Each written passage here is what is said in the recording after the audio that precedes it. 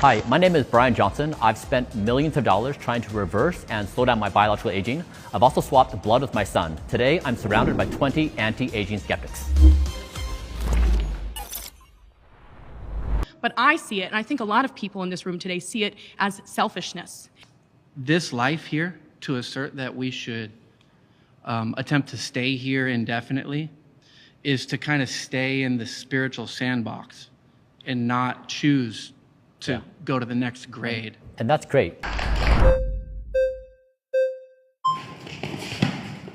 How's it going, Bryan? How you doing? Good to see you. Nice to meet you. My name is Martae. I'm an IFBB professional bodybuilder. I'm a pro in 2 world-class sports. Pleased to meet you. My question about the sleep conundrum that we have here today is we have a biological imperative, do we not, right? We have mothers and fathers. And right now we have a population decline that's happening.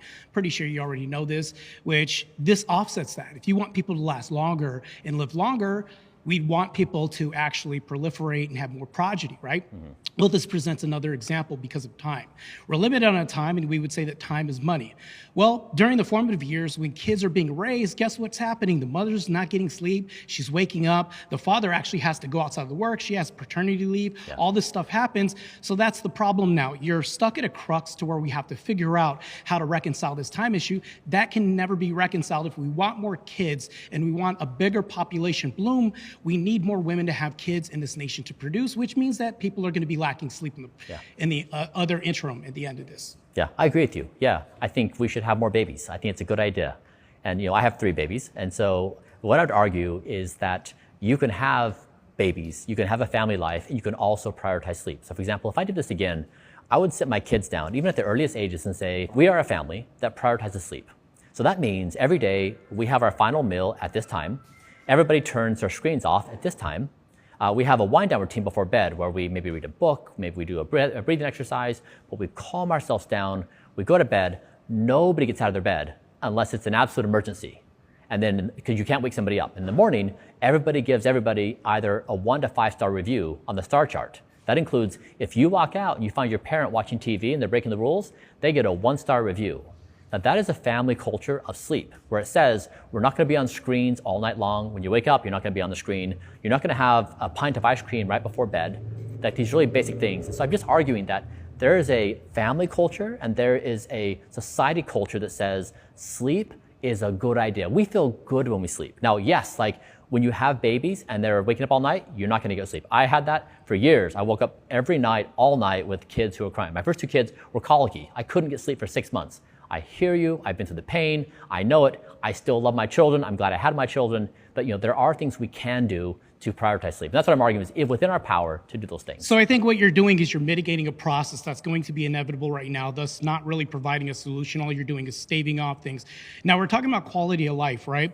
So when we have a biological imperative, right now we also have, insert the chat, the high inclining divorce rate that we have right now. Women are initiating at a 79% rate.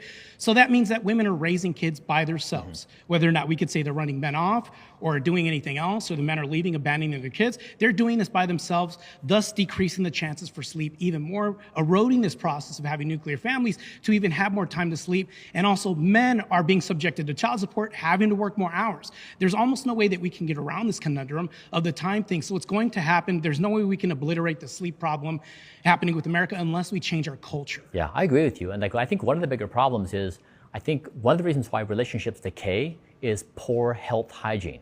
If neither person's sleeping well, you're much more prone to be angry and to fight. Like your reaction time to be triggered and to have an emotional response that's very strong is very high. So that's why poor sleep, it contributes to bad behavior, which erodes relationships. So this is kind of like the foundation of how do you keep a relationship together? How do you keep a family together? How do you keep people in a good state of mind? It all begins with sleep. Well, that puts you stuck in a hard place, because until we reconcile this traditional family being eroded, we will always have to reconcile how to get sleep. So they'll always be at odds with each other unless we change society first. What came first, the chicken or the egg? Right now, we have family culture that needs to change before we dig into people's pocketbooks and subscribe to your $2 million a year budget to have this happen, which is, unrealistic and unsustainable for the majority of Americans that we see. Yeah, so I'm with you. And that's why the things I share with people are free. So I tell people I learn what I can from the scientific evidence of population level data, share those experiences with people that are free, and try to say, hey, look, we are a society that doesn't have its priorities straight. We can correct these really small things and all feel much better, repair our relationships.